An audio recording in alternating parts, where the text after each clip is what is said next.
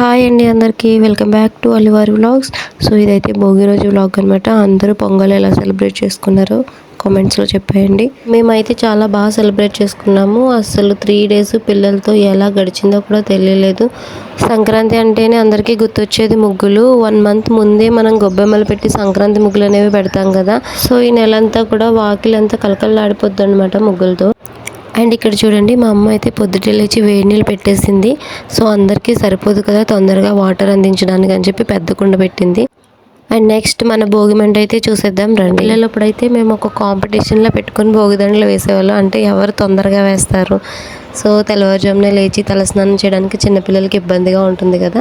So ఆ రోజుల్లో అయితే మేము తొందరగా లేచి అందరం కూడా భోగిదండలు అయితే వేసాము. ప్రతి సంవత్సరం భోగి పండు నాడు మాత్రం చేదు అయితే కంపల్సరీ అనమాట. సో మాకు చిన్నప్పటి నుంచి అది అలవాటు. మా అమ్మ అలా అలవాటు చేశారు. మధ్యలో కూడా తాగుతూ ఉంటాం, కానీ భోగి రోజు మాత్రం కంపల్సరీగా వస్తుంది అనమాట అమ్మ. అండ్ ఇక్కడ చూడండి, పిల్లలు ఇంకా నిద్రపోతున్నారు. సో వీళ్ళందరినీ లేపి భోగి స్నానాలు చేయించి నలుగులు పెట్టి భోగిదండలు వేయించాలంటేనే పెద్ద టాస్క్. అండ్ మా విరాజ్ని చూడండి, ఎంత కదిపినా అస్సలు లేవట్లేదనమాట. అండ్ వీడిని లేపడానికి ట్రై చేస్తుంటే చిన్నోడు లేచాడు. సో ఒకడు లేచాడు కదా అని వాడికైతే నలుగు పెట్టించేసాం. వేప చేదు మనకి తాగాలంటేనే చాలా కష్టంగా ఉంటుంది.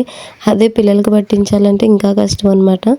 బట్ హెల్త్కి మంచిది కాబట్టి ఎంతో కొంత అయినా పట్టించండి.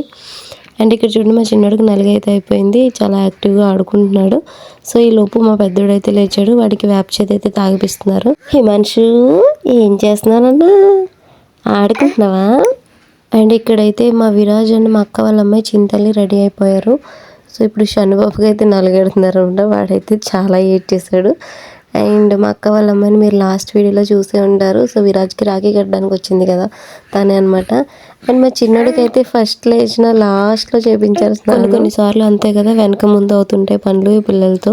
అండ్ ఎవరికైనా తలస్నానం చేపిస్తే మత్తుగా నిద్రపోతారా, కానీ నువ్వేంటి ఇలా యాక్టివ్గా ఆడుకుంటున్నావు? వీడు యాక్టివ్ చూసి అంత కుదరని మాత్రం అనుకోకండి, చాలా అల్లరి. మనం ఎత్తుకుంటూనే ఉండాలి, అస్సలు ఊరుకోడు. ఎత్తుకోకపోతే ఏడ్ చేస్తాడు అంతే.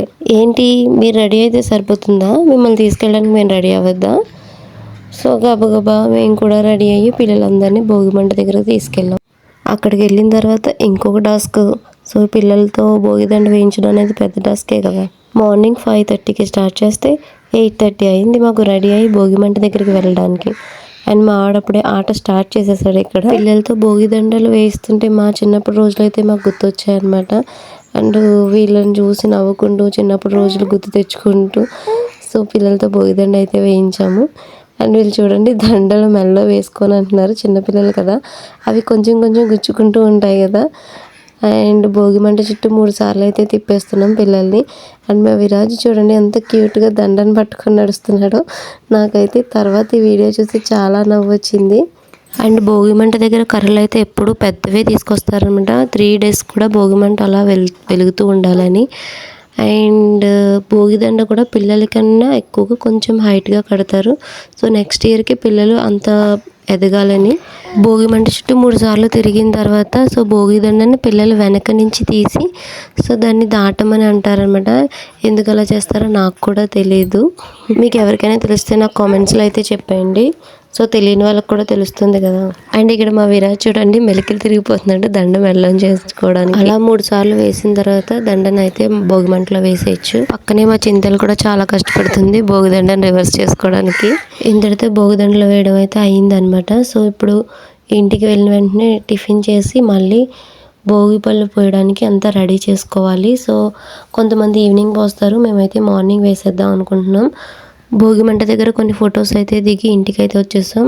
అండ్ ఈ పిల్లలతో అస్సలు పనులు అవ్వట్లేదు, అస్సలు కుదురుండట్లేదు. మా విరాజ్ చూడండి, వాళ్ళ తాతయ్యని పట్టుకుని ఎలా వేలాడుతున్నాడో ఎత్తుకోమని. మేమైతే వీడి చేష్టలు చూసి తెగ నవ్వుకుంటాం. సో పిల్లలు ఏం చేసినా ముద్దు ముద్దుగా ఉంటుంది కదా. అలా ఇంటికి వచ్చి టిఫిన్ చేయగానే ఇలా హరిదాస్ గారు అయితే వచ్చారనమాట. సో హరిదాస్ గారికి బియ్యం వేసి మేమైతే భోగిపళ్ళు పోయడానికి రెడీ చేసుకుంటున్నాం. చిన్నపిల్లలకి దిష్టి పోవడానికి, మళ్ళీ సంవత్సరం వరకు దిష్టి తగలకుండా ఉండడానికి సో ఈ భోగిపళ్ళు అనేది పోస్తారంట. పిల్లలు ముగ్గురికి ఒకటే టైప్ డ్రెస్ వేయాలని చెప్పి మీషోలో అయితే ఆర్డర్ చేశాను. సో కుర్తా సెట్స్ అయితే రీజనబుల్గా అండ్ క్వాలిటీ పరంగా కూడా చాలా బాగున్నాయి. ఫస్ట్ మా అమ్మ నాన్న వాళ్ళు అయితే భోగిపళ్ళు వేశారనమాట. తర్వాత అత్తలు, పిన్నులు, పెద్దమ్మలు అందరూ వచ్చి భోగిపళ్ళు వేశారు. అండ్ మా పిల్లల ముగ్గురిని మనస్ఫూర్తిగా ఆశీర్వదించారు. అందరికీ చాలా చాలా థ్యాంక్స్. వీడియో ఇంతవరకు చూసారంటే నా వీడియో మీకు నచ్చే ఉంటుంది. సో నచ్చితే కనుక లైక్ చేయండి ఫ్రెండ్స్. అండ్ కొత్తగా ఎవరైనా నా వీడియోస్ కనుక చూస్తుంటే సబ్స్క్రైబ్ చేసుకోండి. Thank you for watching. And తర్వాత నేను మా అక్క కూడా మా పిల్లలకి భోగిపళ్ళు పోసి ఆశీర్వదించాము.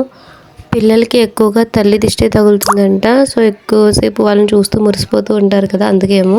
సో ఇక్కడ ఒకటి అబ్జర్వ్ చేశారా, బ్యాక్గ్రౌండ్ డిజైనింగ్ క్లాత్ అనమాట. సో ఇదైతే డెకరేషన్ క్లాత్ నేను మీషోలో ఆర్డర్ చేశాను. సింపుల్గా చాలా బాగుంది. ఫొటోస్కి అయితే చాలా నీట్గా వచ్చాయి. అండ్ పిల్లలు అయితే భోగిపళ్ళు పోస్తున్నంతసేపు అస్సలు కుదురుగా కూర్చోలేదండి. సో స్టూల్ దిగిపోయి వెళ్ళిపోయేవారు, చాక్లెట్లు అవి తీసుకునేవారు.